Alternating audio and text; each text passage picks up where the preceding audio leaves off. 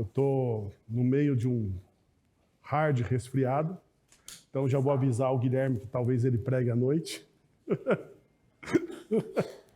Não sei se eu vou chegar vivo depois do sermão, ao final do sermão, mas essa semana foi uma semana complicada. Resfriado, muitas coisas para fazer. Estou com um pouco ainda de dor de cabeça neste momento da história. Já tomei 1 grama de dipirona, mas parece que não resolveu. Essas ocasiões que você fica assim, né? Parece que passou um trem sobre você. Já passou? Já passou por isso, né? Parece que um trem passou sobre você e você não sabe, né? Você está não está entendendo esse sinal. Eu não estou precisando de abraço de ninguém, tá? Guarde os seus abraços para a Bia, Felipe, guarde o abraço para a Suzane. Eu não preciso de abraço de ninguém. Eu só estou falando da minha condição física ultimamente. Isso está acontecendo por causa de uma gripe, né? De um resfriado. Mas isso também, às vezes, acontece por causa de outras pessoas, né? Você pode estar numa situação onde os relacionamentos nos sugam, às vezes. Como um resfriado, como uma doença, né? Tem até um termo, né? Que está sendo usado para muitas coisas, né? Relacionamento tóxico. Você pode se sentir sugado por alguém. E às vezes por alguém próximo de você. Alguém próximo de você. Pai, mãe, filho, né? Pessoa que talvez você ame de fato. Só que o relacionamento está doente. Doente como a minha gripe neste momento, né? Te sugando as suas forças, te dando dor de cabeça. Às vezes isso acontece com a gente. A pergunta é como que a gente passa por isso, sem desfazer, sem abandonar as pessoas. Porque, não sei vocês, mas às vezes dá vontade de abandonar, não dá? Só eu passo por isso? Só eu sou o pecador neste nível? Vocês estão me dizendo que vocês são melhores do que eu, assim? Não dá vontade? Já não chegou no final da tarde? Você pensou assim, por quê? Por quê? Final da tarde. Sabe aquele, sabe final de festa? Você já viu o clima de final de festa? Já viu? Clima de final de festa, né? Aquela música tocando, todo mundo meio lento, né? Parece que a vida está no slow motion, né? Tudo parece na câmera lenta.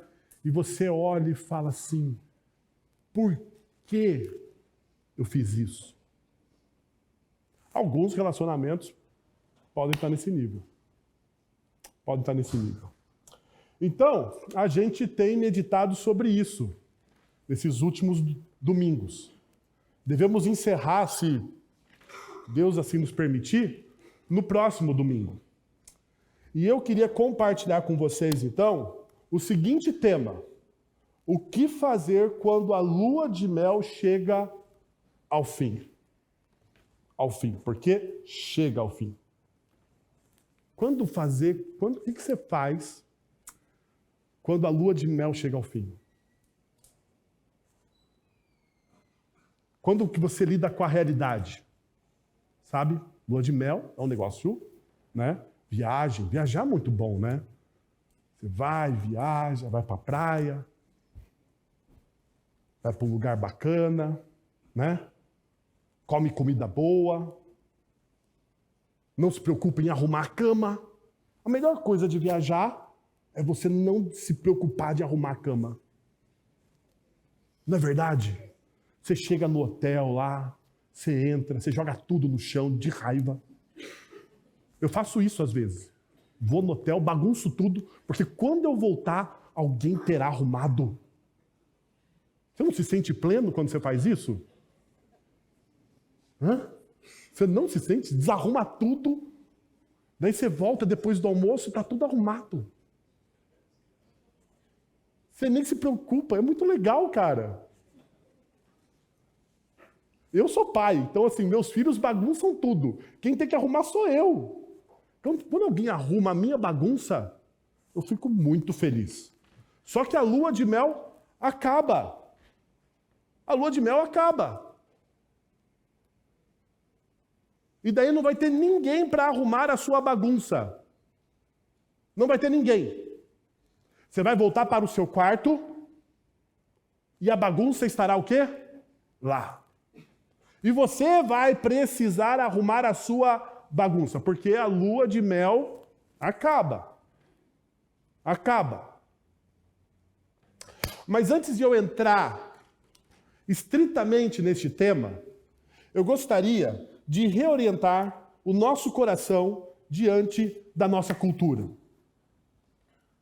E eu acho isso aqui muito importante. Antes de eu falar assim para vocês quais são os 3 princípios após o final da lua de mel para que você tenha relacionamentos sadios e saudáveis, eu gostaria de deixar alguns princípios que talvez eu deveria ter feito isso na primeira mensagem, mas me escapou. Me escapou. Então eu vou fazer isso neste momento, no meio da série. Primeira coisa, para reorientar o nosso coração diante da nossa cultura em relação aos relacionamentos conjugal e principalmente em relação ao sexo. O sexo não é sujo ou degradante.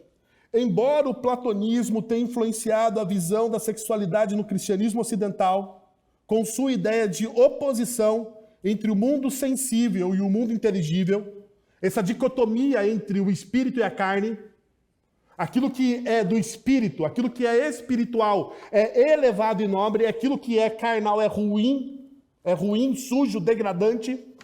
Isso vem do platonismo, que valoriza o espiritual em detrimento do carnal. As Sagradas Escrituras entendem o sexo como uma dádiva divina celebrada, parte da criação de Deus, digna de prazer e íntima do casamento. Nós precisamos romper com essa ideia dualística que existe na nossa cultura, principalmente brasileira, de que as coisas do espírito são mais elevadas do que as coisas do mundo material. Deus nos criou de maneira una. Quando Deus forma o homem e a mulher do pó da terra, ele sopra sobre o homem o seu espírito, o vento, o rua, no hebraico. E quando Deus sopra sobre o homem e a mulher, eu gosto da tradução mais antiga. Vamos ver se o pessoal das antigas vai lembrar. A tradução mais antiga para o português das Sagradas Escrituras diz que o homem se tornou o quê? Alma vivente. Alma vivente. Por quê? Porque não existe na espiritualidade bíblica a separação entre as realidades materiais e a realidade espiritual. Tudo que Deus fez, Ele fez para a glória dele. Para a glória dele. Então, uma primeira coisa que eu gostaria de reorientar o seu coração sobre isso. Todos os prazeres materiais que nós temos no nosso mundo foram criados por Deus, para nós, para a nossa alegria e para a glória dele. No entanto, o pecado entra nas nossas vidas e distorce tudo. Tudo. Nós nos tornamos, então, viciados em sexo, viciados em álcool, viciados em tantas outras coisas que o mundo nos proporciona, que deveriam ser para a glória de Deus e para o nosso prazer, mas foi desvirtuado pelo quê? Pelo pecado. Então, a primeira coisa que você precisa entender, não faça uma separação. Não faça.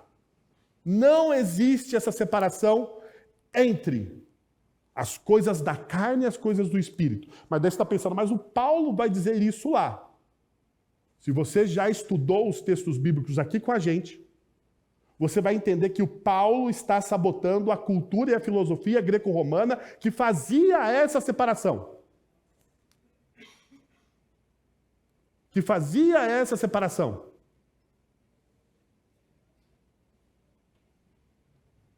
Então você precisa estar atento. Deus nos cria como seres integrais. Primeira coisa. Segunda coisa que acontece,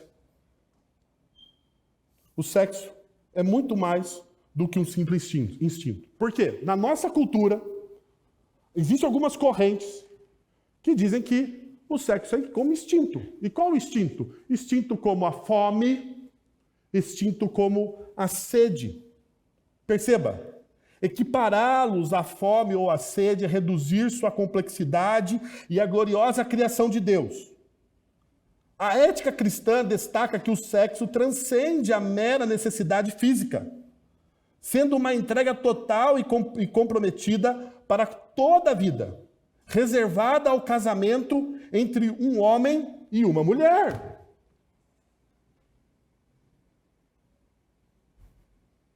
Então não é instintivo. Principalmente algumas correntes psicológicas dizem que é instinto. Então você precisa... Olha qual é o problema disso. Se é um instinto como comer e beber, você precisa então fazer o que com esse instinto? Satisfazer você. Satisfazer independente da pessoa, independente do lugar, da hora, do momento. Olha, se você está com vontade, então vá aí. Faça. Uma outra coisa. Ele equipara em termos de sobrevivência, que é errado. Porque comer e beber era para a sobrevivência do homem.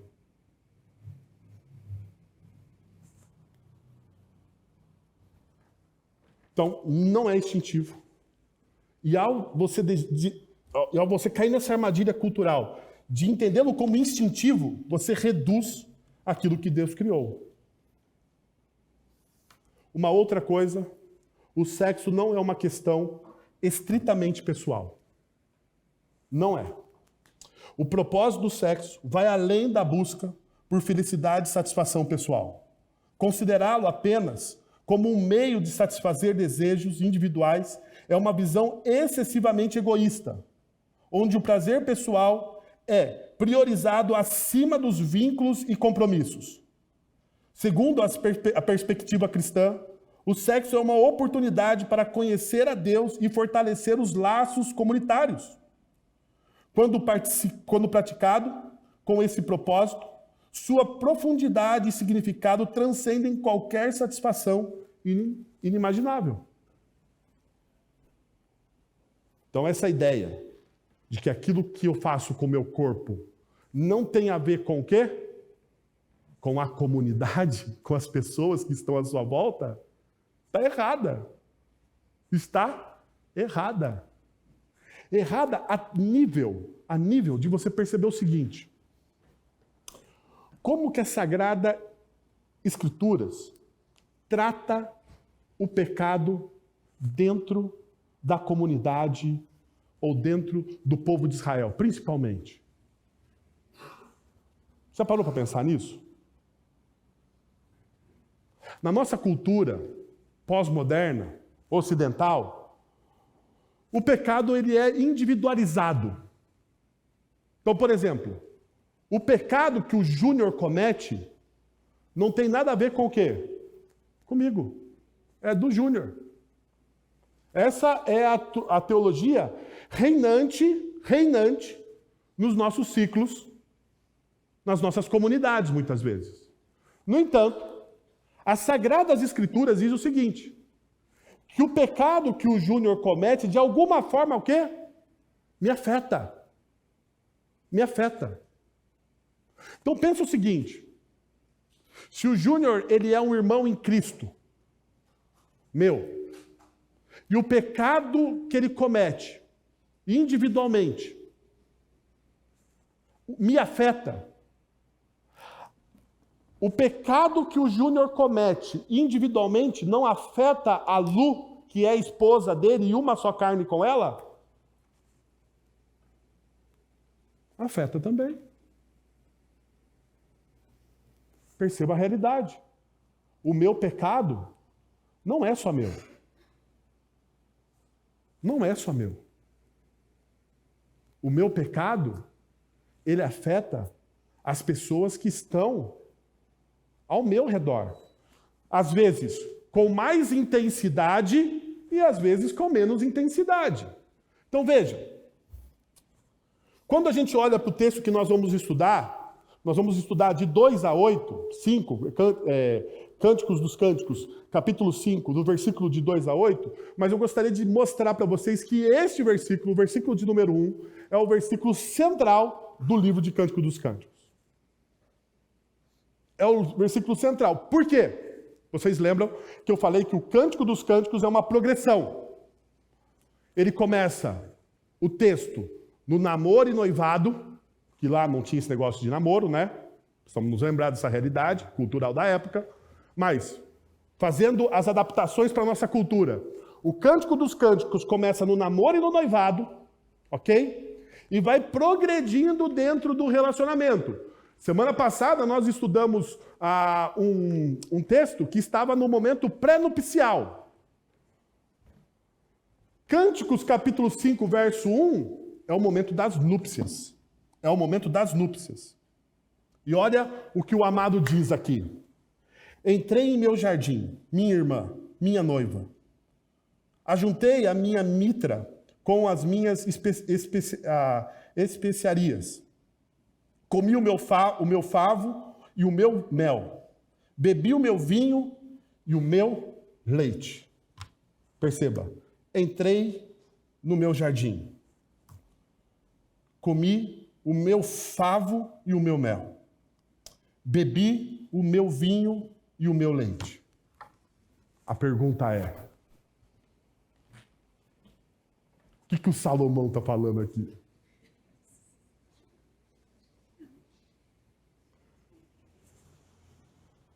O que o Salomão está falando aqui?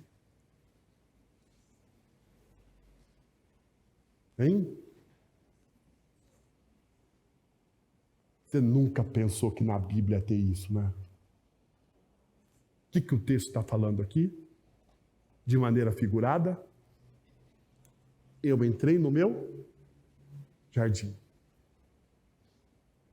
Eu comi o meu favo de mel. Eu bebi o meu vinho. É a núpcias. São as núpcias. As núpcias. Perceba a realidade do texto. Veja que interessante. Perceba, a realidade física é intrinsecamente boa, pois Deus o criou como uma relação direta de sua glória. De sua glória. As núpcias, o relacionamento íntimo entre um homem e a mulher, feitos na aliança do casamento, glorifica quem? Glorifica a Deus. Glorifica a Deus. Isso é muito importante. Por quê? Porque na nossa cultura, na nossa sociedade, existe uma libertinagem. Primeiro, existe uma descaracterização do prazer. Existe prazer e o prazer é bom? Sim. Foi feito para a glória de Deus? Sim. Mas existe o lugar, o momento certo para isso.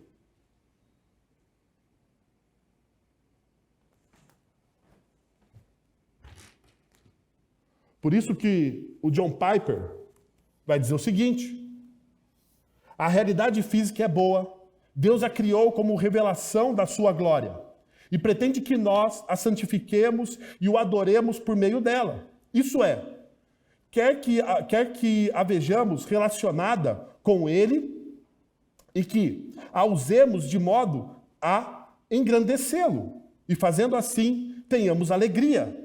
Saber disso nos guarda da idolatria do alimento e o sexo como deuses. Eles não são deuses. Foram feitos por Deus para que o honrassem. E, igualmente, nos guarda de temer o sexo e o alimento como coisas más. Eles não são maus. Perceba, eles não são maus. São instrumentos do quê?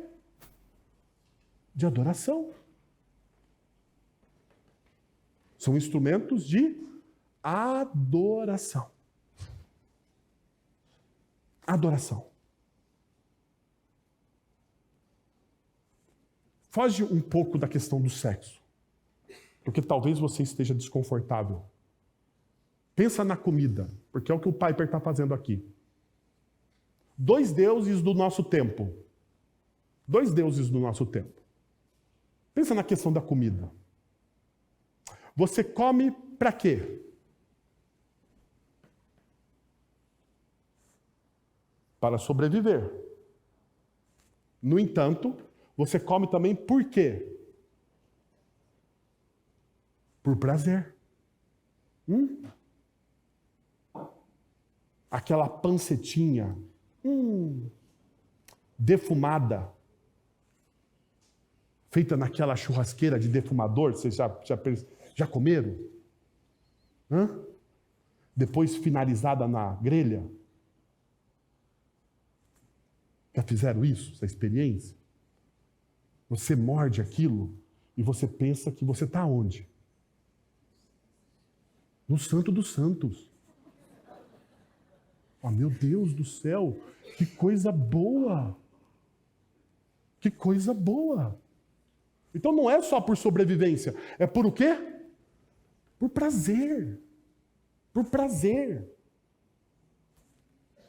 E se é por prazer, esse prazer, essa alegria precisa ser direcionada para a glória de Deus.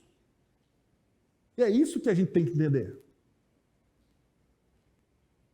Então, quer seja dentro do casamento, na relação íntima entre um homem e uma mulher, seja diante de um prato de comida bem feito, você precisa fazer o quê? Glorificar a Deus. Glorificar a Deus. O texto nos mostra uma outra coisa, esse texto central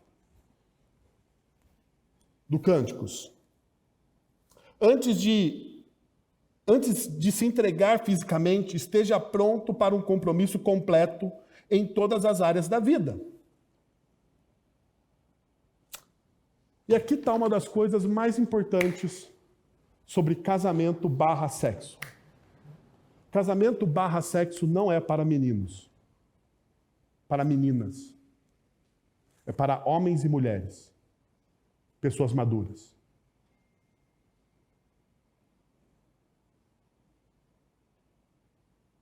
Preste atenção. Se você tem filho, como eu, na idade, o Arthur tem 10 anos, e as crianças hoje são precoces, porque elas recebem uma gama de informação muito maior do que a nossa gama, a nossa geração. Então, os nossos filhos, os nossos adolescentes, sabem mais coisas do que nós, na idade que eles têm hoje.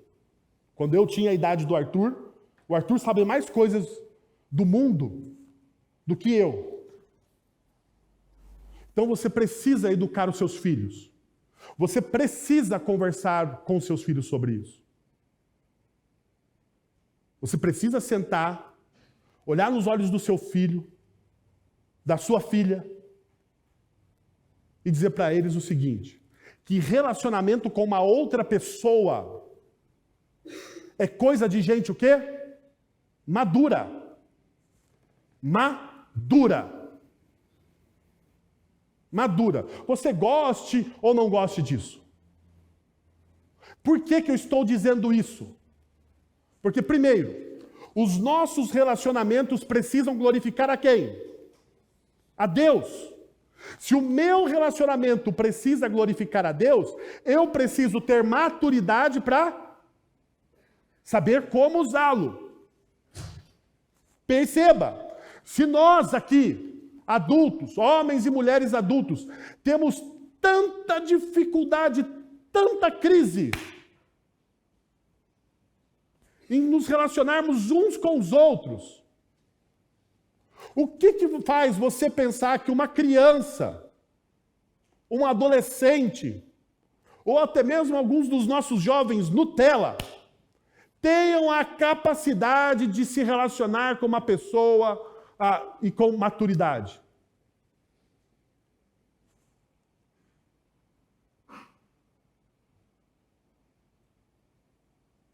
O Adílio, nosso diácono, contou para mim que o Heitor, o filho dele, filho mais velho do Adílio, ontem não veio à reunião da UPA.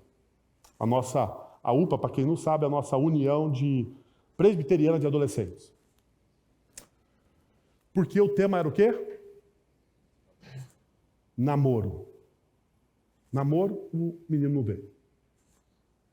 Daí o Heitor falou para o pai, e eu achei certo. O Heitor está aí? Cadê o Heitor? Heitor, sai do videogame aí. Faz favor, fecha o celular aí e olha para o pastor agora. O Heitor está certo. Tá vendo? Tá vendo como ele estava no celular? Faz meia hora que eu estou falando dele. Agora que alguém lhe ouviu. Porque ele falou, pai, não tenho interesse nisso agora. Não tenho interesse. Não é a hora. É ou não é, Adílio? Não é o momento. Não é o meu tempo. A Bíblia é taxativa, meus irmãos. Existe um tempo certo para todas as coisas debaixo do sol. E as nossas gerações têm a mania de apressar o tempo. Então você, pai, precisa refrear o tempo do seu filho.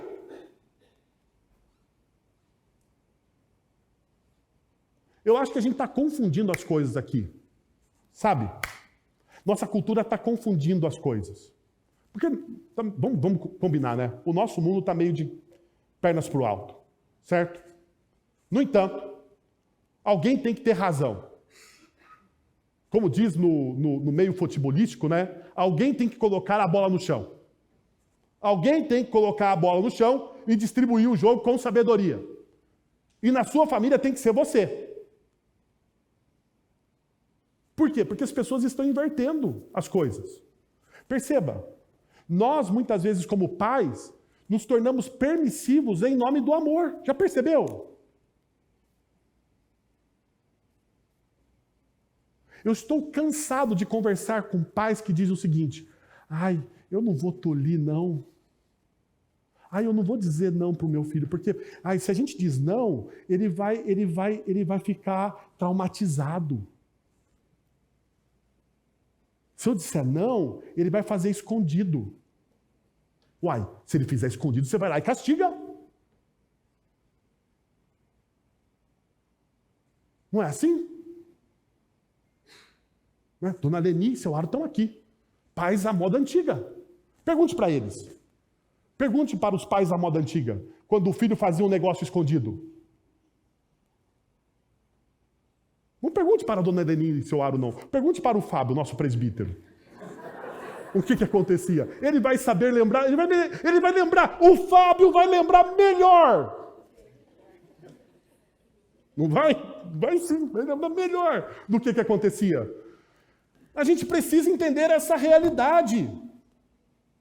Existe. Antes da gente se envolver fisicamente.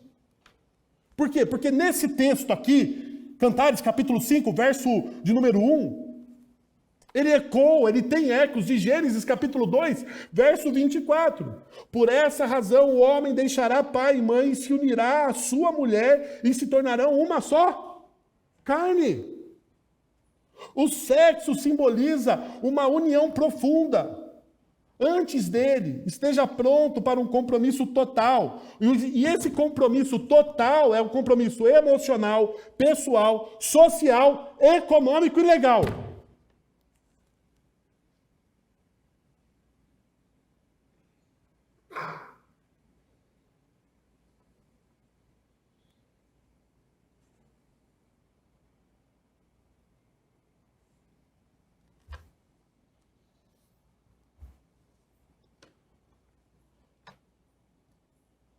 Olha o que o Tim Keller diz.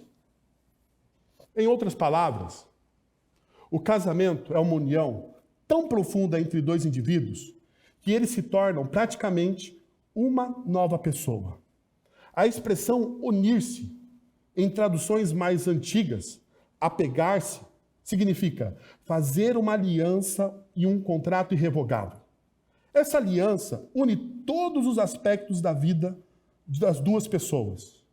Elas perdem parte considerável de sua independência.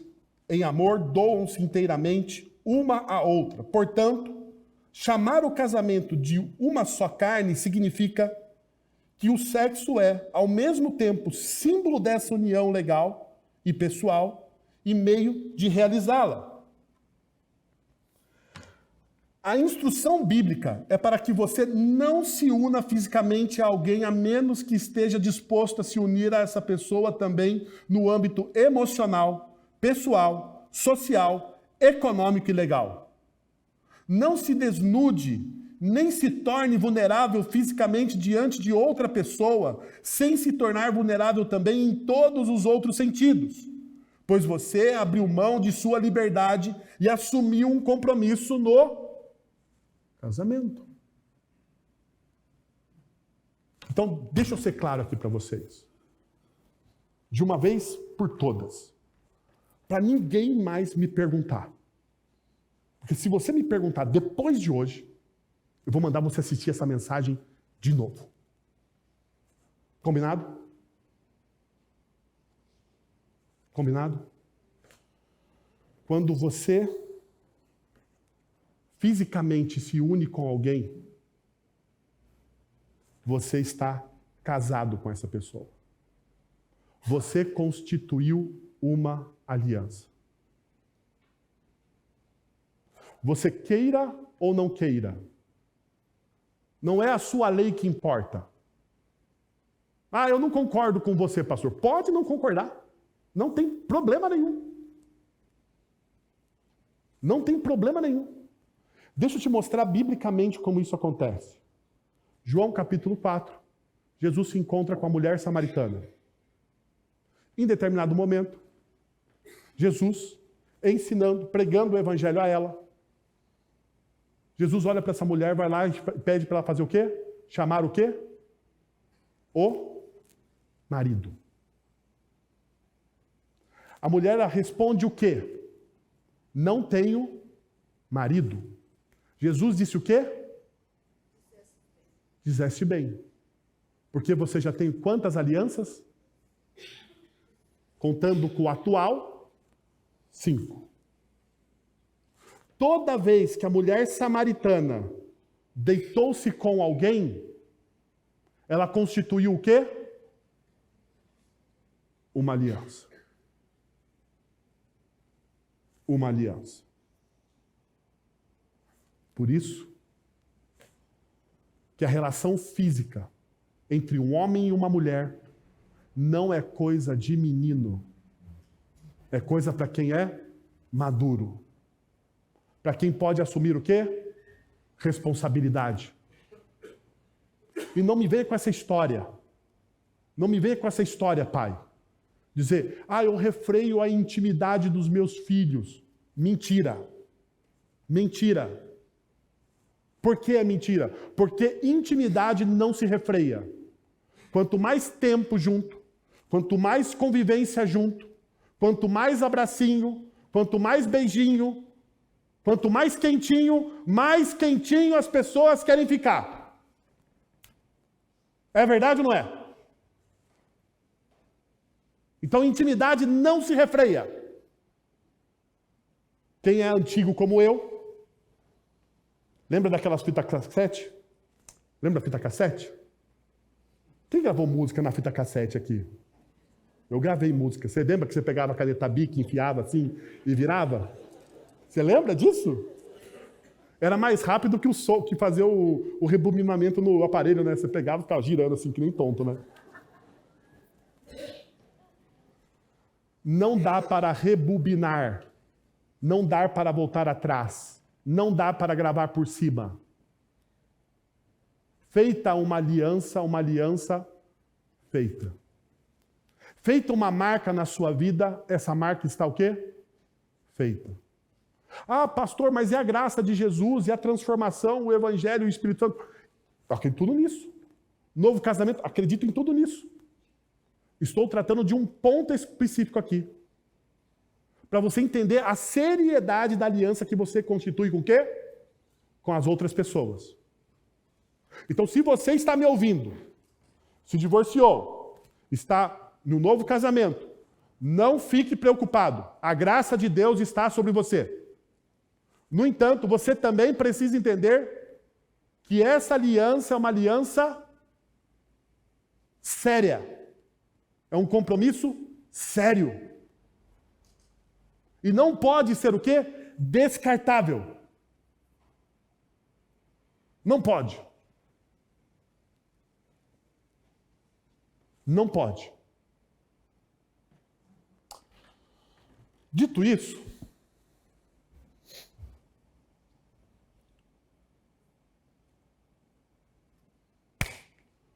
o que fazer quando a lua de mel acaba?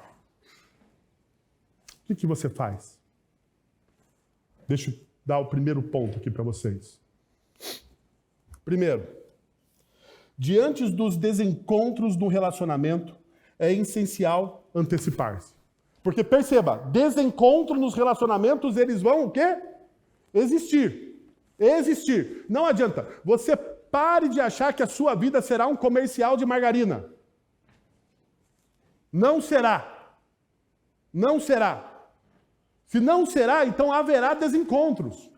Haverá desencontros. Haverá desencontros. Na maioria, diria eu, maioria das vezes haverá desencontros. E olha o que o texto bíblico nos mostra a partir do verso 2.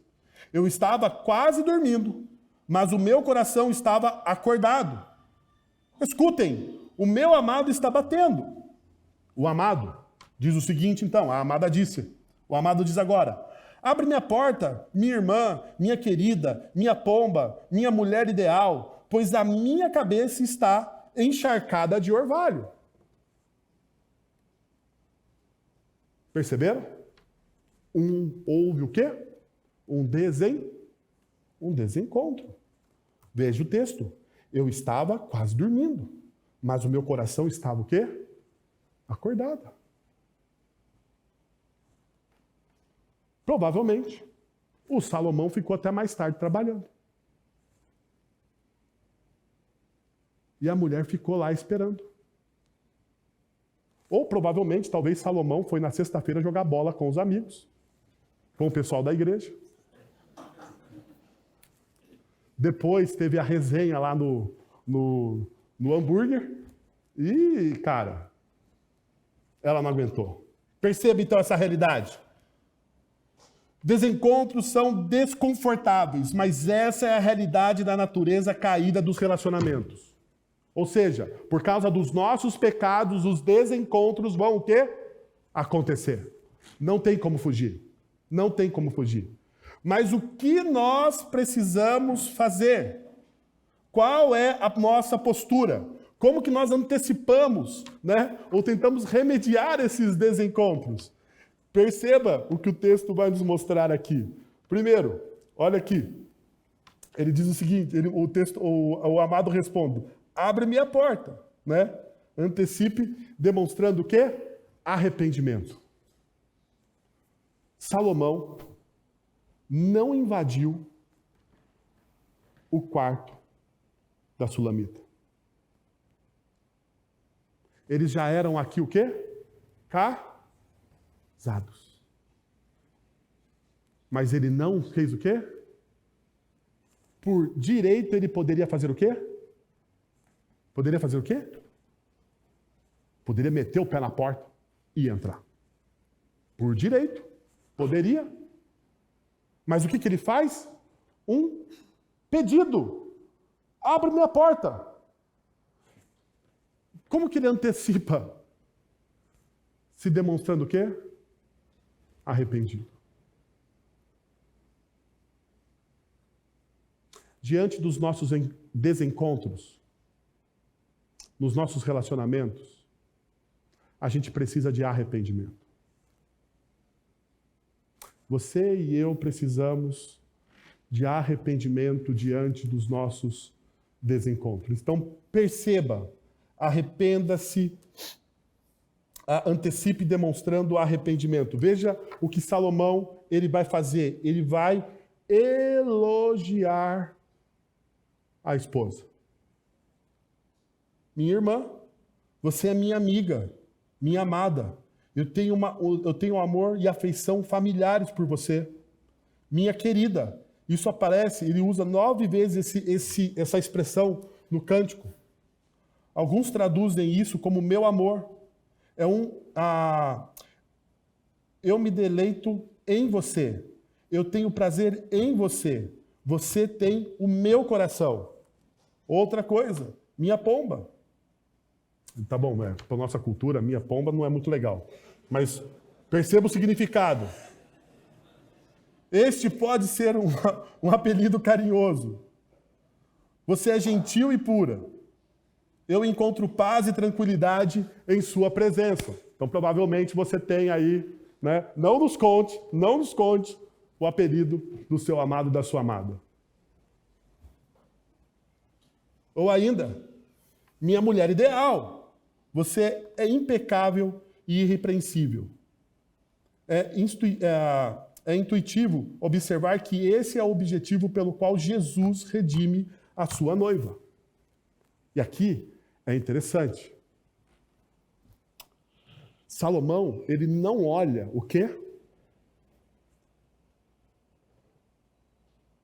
O que nesse momento Salomão não olha?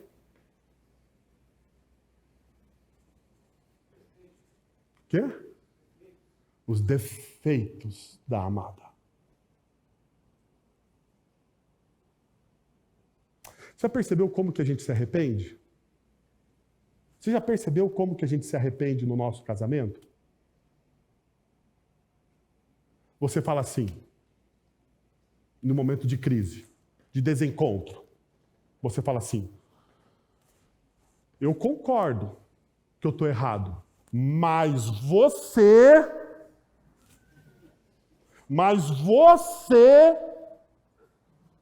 e daí você começa a vomitar aquilo que você tem contra a pessoa de alguma forma. Você percebeu que Salomão não se defende? Não se defende? Uma das características do arrependimento na nossa vida é não se defender. Se você se defender daquilo que você fez de errado, você não se arrependeu. Por exemplo, Júnior foi para o futebol da igreja. O pessoal marca o futebol do pessoal da igreja aqui 9 horas na sexta-feira. 21 horas. Eles jogam por 2 horas. Mas eles oram antes. Eu fui lá ver. É um povo crente. Povo crente. E eu fico, de vez em quando eu apareço lá. Essa sexta-feira apareci lá. Até o Jorge estava lá, essa sexta-feira. Fiscalizando lá o Gustavo. Então, pá. Daí o Júnior dá aquela esticada com o pessoal lá no hambúrguer depois. E chega um pouco tarde. E a Lu ficou o quê? Brava. Elegantemente brava. Porque as mulheres ficam elegantemente bravas.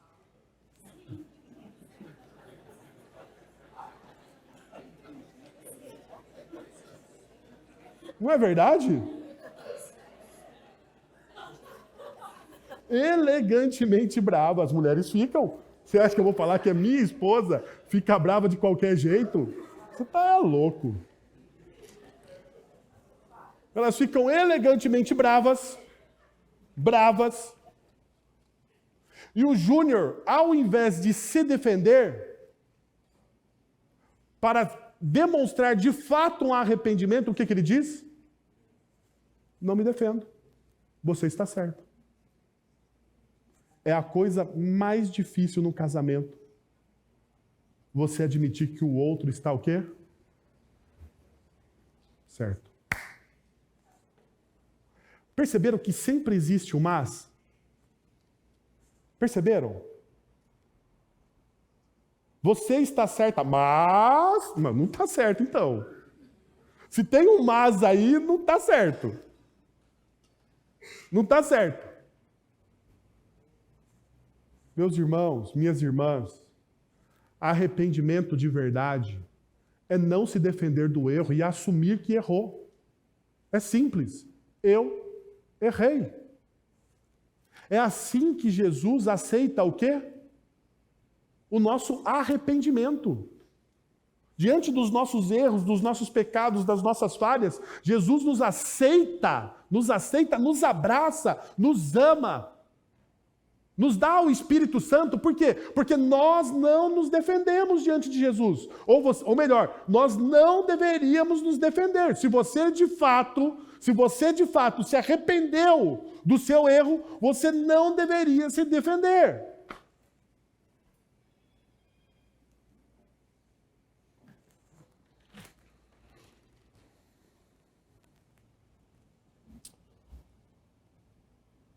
Veja.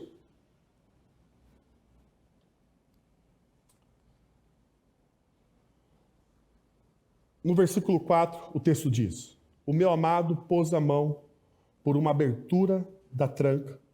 Meu coração começou a palpitar por causa dele. Salomão não só elogia, mas tenta abrir a porta sem forçar ou arrombar. Mas ele insiste. Ele insiste. Ele insiste. O arrependimento, ele não é só de boca, mas sempre é acompanhado do quê? De uma ação. O arrependimento não pode ser só de boca. Ele deve ser acompanhado do quê? De uma ação de arrependimento. Uma das imagens mais bonitas de um pecador arrependido é esse pecador se ajoelhar diante da cruz de Jesus, não é? É uma das imagens mais bonitas que nós temos. Ao se render, ao se ajoelhar, ele diz, ele mostra, ele fala com o seu próprio corpo o sentimento dele. Salomão, ao tentar abrir a porta, ele está demonstrando o seu arrependimento. Quais são os seus atos de arrependimento? Atos concretos que você coloca diante da pessoa quando você erra. Diante dos desencontros dos nossos relacionamentos.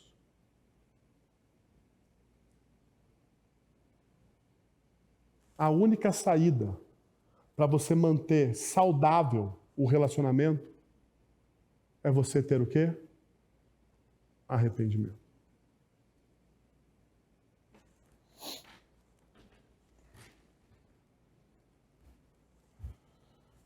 Meus irmãos, eu tenho mais 2 pontos aqui para vocês. Nós podemos fazer o seguinte: continuar, eu posso parar por aqui, daí você fala que volta à noite e a gente continua a reflexão. Ou assiste pela internet. Eu gostaria de orar por você e pela sua vida, para que Deus te conceda arrependimento diante dos seus erros. Que tal você fechar os seus olhos, abaixar a sua fronte? Pai, nós estamos na tua presença e nós queremos, de maneira muito humilde, Pai, reconhecer os nossos pecados, as nossas falhas, a nossa natureza pecaminosa. Todos os problemas, ó Deus, que temos nos nossos relacionamentos, em sua grande maioria, é causado pela falha, essa falha de nascença que herdamos dos nossos primeiros pais, o pecado. Essa desconexão que existe. Essa desconexão que nós temos para com o Senhor, essa desconexão, esse descontentamento que nós temos conosco mesmo, e que vai refletir diretamente nos relacionamentos que nós temos.